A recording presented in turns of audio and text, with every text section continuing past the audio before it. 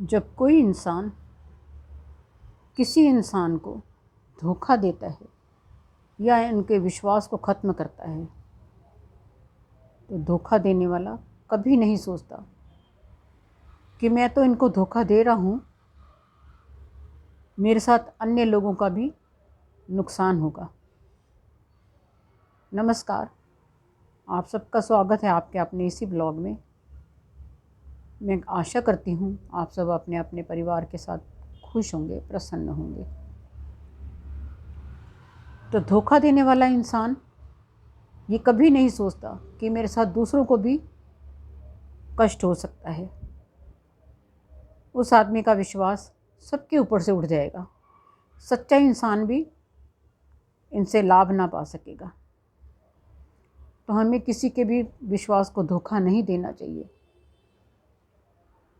हमें अपना ही ख्याल नहीं रखना चाहिए, अन्य का भी ख्याल रखना चाहिए कि अगर मैं इनको धोखा दे रहा हूँ तो सामने वाला व्यक्ति सब पर अपना विश्वास खो देगा और जो सच्चा होगा वो भी इनका लाभ ना मिल सकेगा। तो ऐसे ही एक महाराजा थे। वो एक बार घोड़े पर सवार होकर जंगल में जा रहे थे। उनका घोड़ा बहुत ही शानदार, बहुत ऊंची नस्ल का घोड़ा था। सब सोचते थे कि मुझे ये घोड़ा मिल जाए, लेकिन राजा का घोड़ा भला कोई कैसे पा सकता है। तो जंगल की तरफ जा रहे थे। जंगल की तरफ जाते हुए उन्हें बीच राह में एक लूला लंगड़ा भिखारी मिला।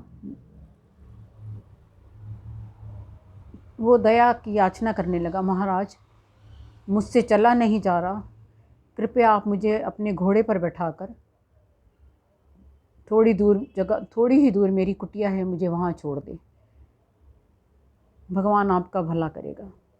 महाराज दयालु थे। वो नीचे उतरे। उन्होंने उस व्यक्ति को घोड़े पर बैठाया। जैसे ही उन्होंने उस व्यक्ति को घोड़े पर बैठाया, वो घोड़ा लेके दौड़ने लगा।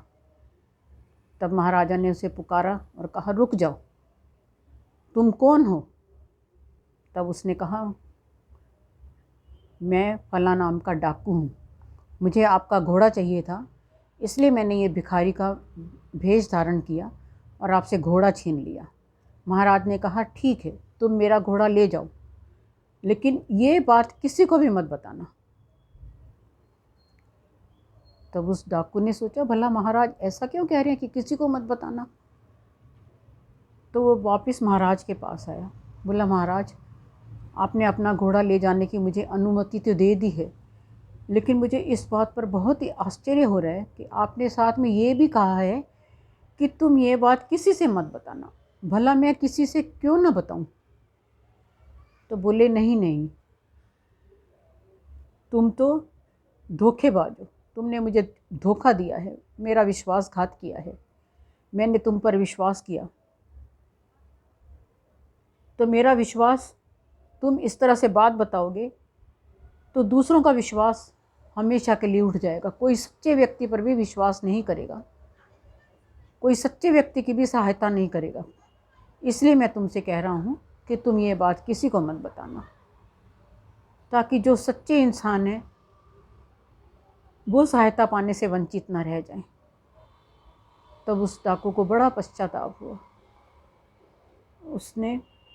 वो नीचे उतरा। उसने राजा से चरण छूकर माफ़ी मांगी। कहा, महाराज मुझे माफ़ कर दीजिए, आपने मेरी आंखें खोल दी।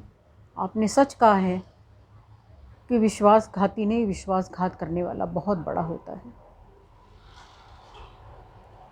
उसमें उसका ही सिर्फ फ़ायदा तो हो सकता है, लेकिन ऐसे कितने ही सच्चे लोगों का नुकसान हो सकता है।